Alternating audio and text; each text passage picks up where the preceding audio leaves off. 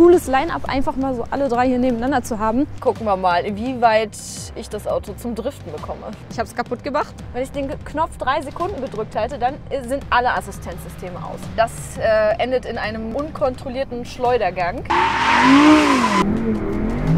Das war für mich das Highlight des Tages. Hi Freunde und herzlich willkommen aus Madrid. Auf den heutigen Tag freue ich mich ganz besonders, denn ich fahre mein zukünftiges Auto, den Audi R8 RWS. Und da steht er.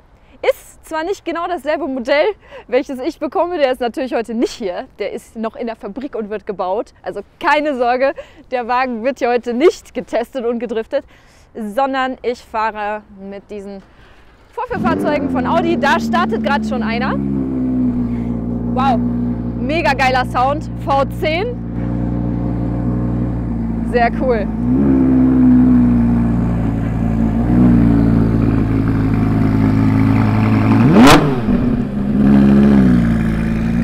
Ich hatte ja gehofft, dass ich auch heute ein weißes Coupé bekomme, weil ich habe mir auch ein weißes Coupé bestellt. Und ja, deswegen fahre ich heute mit dem.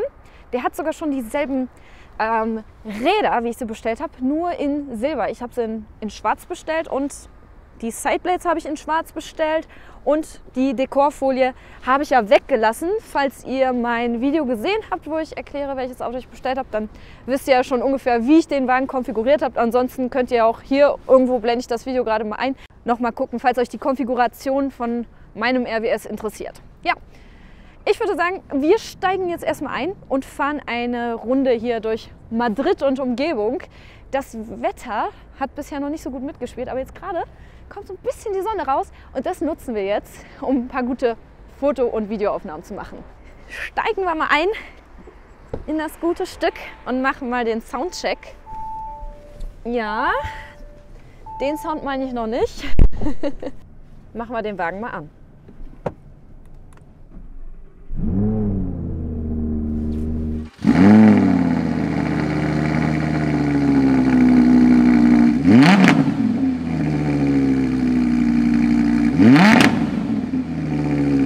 Verdammt! So, jetzt muss der Klaus nur noch einsteigen und dann kann es losgehen. Ich kann schon kaum erwarten. Geiles Teil. Eingenebelt hier. Komm, steig ein. Ja. Wir fahren jetzt erstmal los Richtung Berge und gucken, ob wir da mal einen ruhigen Platz finden, um das ganze Auto mal so ein bisschen abzufilmen und mal zu gucken, wie das Ganze hier so aussieht, was das Auto zu bieten hat. Wir fahren jetzt erstmal eine Route und zwar hier die orangene Lange und ja, los geht's. Jo, Bereit? los geht's. Los geht's.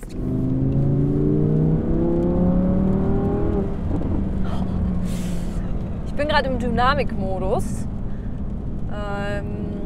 Man hat ja hier verschiedene Auswahlmöglichkeiten. Komfort, Auto, Dynamik und Individual.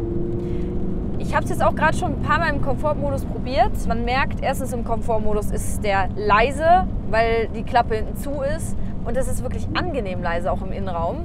Bin ich positiv überrascht, weil wenn man jetzt so ein Auto sucht, jemand wie ich, der mit so einem Auto auch Touren fahren möchte und dann auch auf Langstrecke einfach auch mal keinen Bock hat, die ganze Zeit Motorensound zu hören, dann kann man wirklich leise fahren. Im Dynamikmodus haben wir natürlich alles auf Sport, ne? Klappe hinten auf, schön laut, knattert so richtig beim Gas geben. Und man kommt hier auch sehr agil um die Kurve rum. Muss halt jetzt nur, wie gesagt, ein bisschen aufpassen, weil es sehr, sehr nass draußen ist. Wir haben heute leider nicht so das typische spanische Wetter erwischt. Der Klaus wird gerade bestimmt schon wieder ganz bleich neben mir, ohne ihn anzugucken. Ja. Oh, das ist eine schöne Location hier. So, wir haben jetzt hier einen richtig coolen Spot gefunden. Krasser Ausblick, oder? Guck mal. Aber ich gebe jetzt erstmal kurz Gas, damit ihr mal hören könnt, wie sich das Ganze überhaupt so anhört.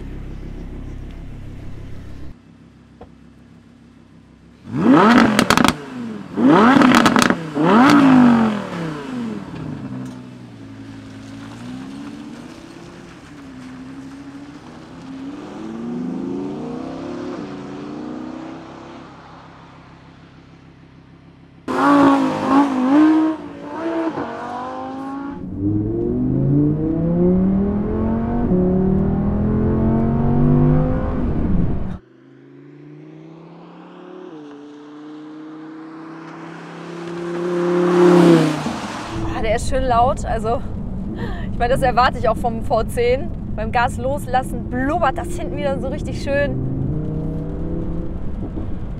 Oh, sehr schön. Man muss das Ganze ja auch positiv sehen. Auch bei Regen kann man Spaß haben. Wir sitzen ja Gott sei Dank im Auto und sind nicht draußen. Wir müssen uns zwar ein bisschen zurückhalten, ein bisschen langsamer fahren.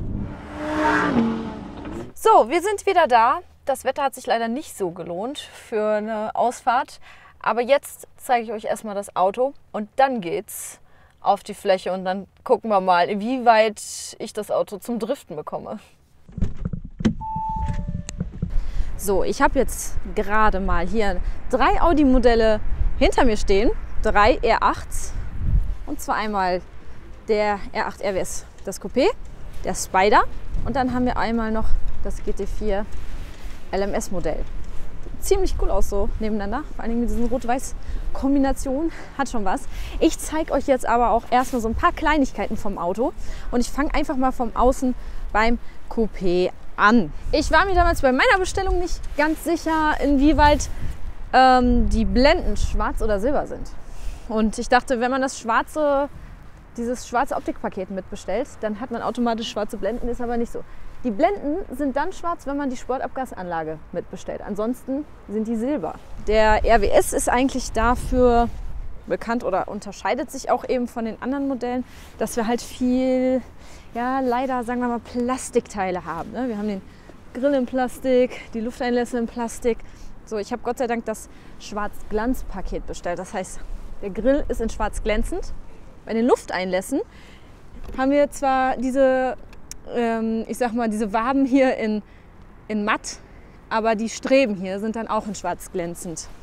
Die bleiben auch matt und hier hinten die Streben sind dann auch wieder in schwarz glänzend und ich glaube sogar hier hinten der Diffusor wäre dann auch in schwarz glänzend.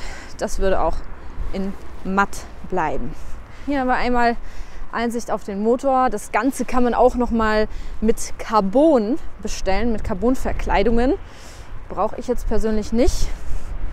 Ich setze mich einfach mal rein und zeige euch das Ganze noch mal von innen. Das Erste, was mir aufgefallen ist, als ich mich in das Auto gesetzt habe, war, hier fehlt doch was. Ich habe irgendwie immer das Gefühl gehabt, dass hier irgendwie noch so ein Display sein sollte. Aber das gibt's beim R8 gar nicht. Also das Navigationssystem, das Radio und alle anderen Sachen laufen wirklich über dieses Virtual Cockpit. Und wenn man das MMI-Navigationssystem mit dem Touch bestellt hat, dann hat man hier so ein Touchfeld, womit man eben auch Sachen im Navigationssystem bedienen kann. Ich kann euch das gerade mal kurz zeigen. Jetzt zum Beispiel zeigt er hier das Navigationssystem an. Ich kann hier aber auch alles wirklich übers Lenkrad steuern. Das Radio, Telefon. Ganz typisch ist halt auch eben bei dem RWS die Plakette, dieses 1 von 999. Die Autos, die jetzt hier stehen, sind Testfahrzeuge. Das heißt, es sind nochmal zusätzliche Fahrzeuge, die zusätzlich zu diesen 999 Stück gebaut wurden, rein für diese Testzwecke.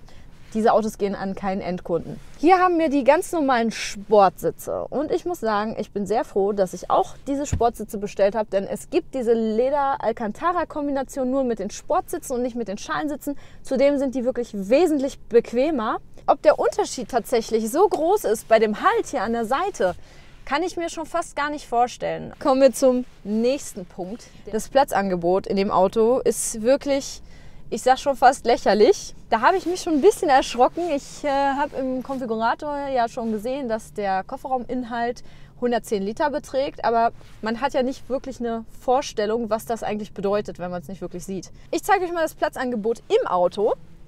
Wir haben hinter den Sitzen nur so eine kleine Ablage, dafür steige ich mal aus, wo man auch so ein bisschen was drauflegen kann. Es ist aber wirklich nicht viel. Also wie man sieht, da passt nicht wirklich viel hinter.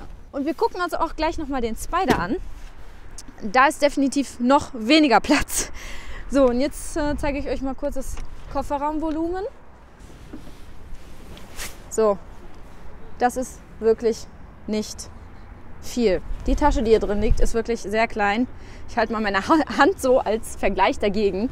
Also hier passt wirklich eine Tasche rein, mehr nicht. Das ist ja wirklich ein Nachteil an dem Auto. Habe ich mir aber schon fast gedacht. Ich meine, hinter den Sitzen kann man auch zwar noch ein bisschen was verstauen, aber es ist halt auch wirklich nicht mehr viel.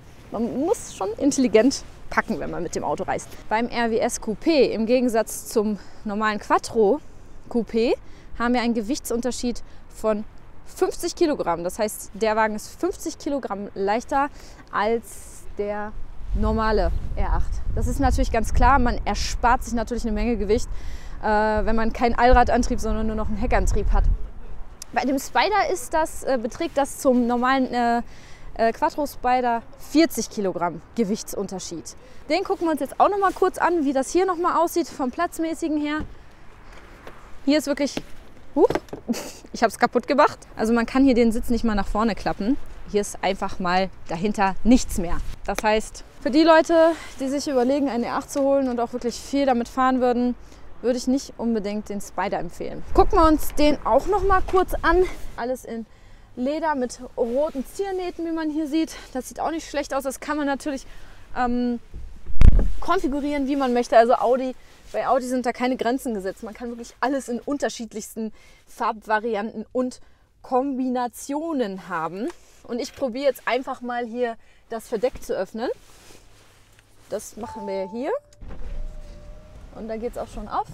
Und siehe da, man sieht blauen Himmel. Ein Segen. Fenster gehen hoch. Zack. Auto fertig. Hier sieht man auch nochmal die schöne Satellitenansicht vom Navigationssystem. Ja, so sieht das Ganze als Spider aus. Beide Wagen haben 540 PS. Da besteht kein Unterschied. Also hier sieht man auch nochmal Platzangebot gleich 0. Aber jetzt kommen wir zum eigentlichen interessanten Teil. Ich habe ja jetzt nicht nur die beiden RWS hier stehen, sondern ich habe auch noch hier ein GT4 Modell vom Audi R8 LMS stehen.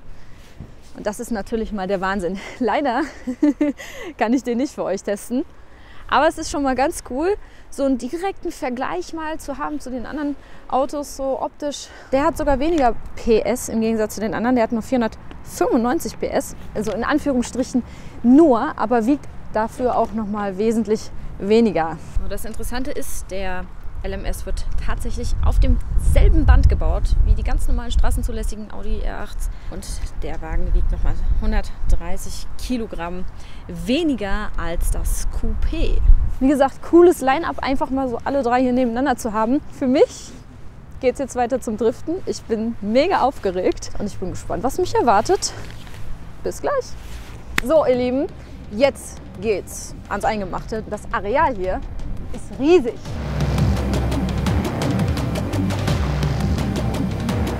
Und ich steige jetzt ein. Los geht's.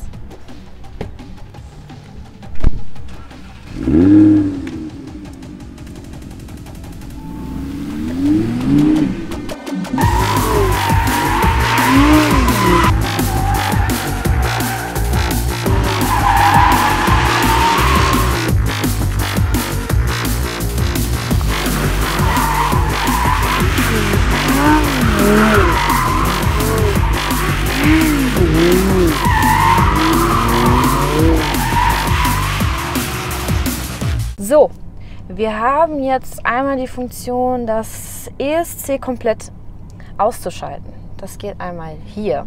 Wenn ich einmal drücke, dann ist das ESC auf Sport, was in dem Fall bedeutet, dass nicht komplett die Assistenzsysteme ausgeschaltet sind, sondern wenn es zu sehr ins Schleudern gerät oder wenn das Auto zu sehr ausbricht, dann hilft der Wagen auch noch ein bisschen mit. Wenn ich den Knopf 3 Sekunden gedrückt halte, dann sind alle Assistenzsysteme aus. Kann ich nicht empfehlen für Fahranfänger, Driftanfänger wie mich, weil das endet in einem kompletten, unkontrollierten Schleudergang. Ich bin jetzt hier nicht unbedingt die Beste in dem Thema.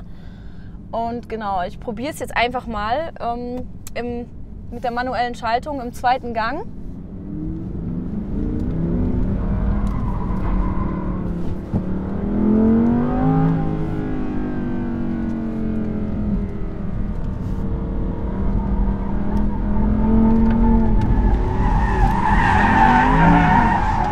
Okay, ihr seht, da habe ich mich schon gedreht. Aber es macht Spaß.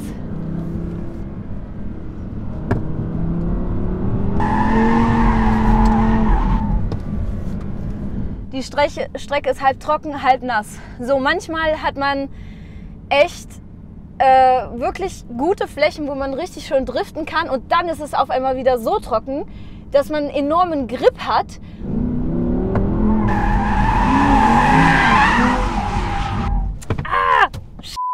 Es ist echt schwierig, aber ein Meister ist noch nicht vom Himmel gefallen. Ich probiere es auch gleich nochmal mit dem Donut.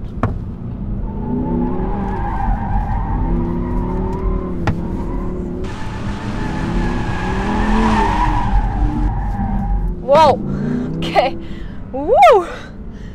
Der wird einem ganz warm ums Herz.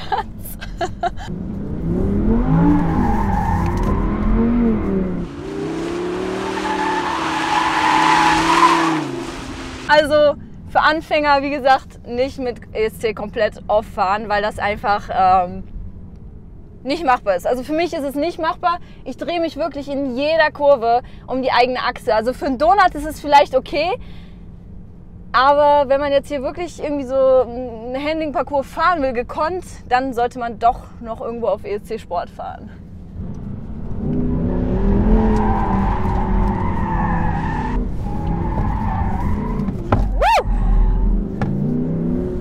Und jetzt, liebe Leute, probiere ich etwas, was ich schon immer mal probieren wollte. Und zwar ein Döner. Ein Döner. Ich suche mir mal eine etwas nassere Fläche.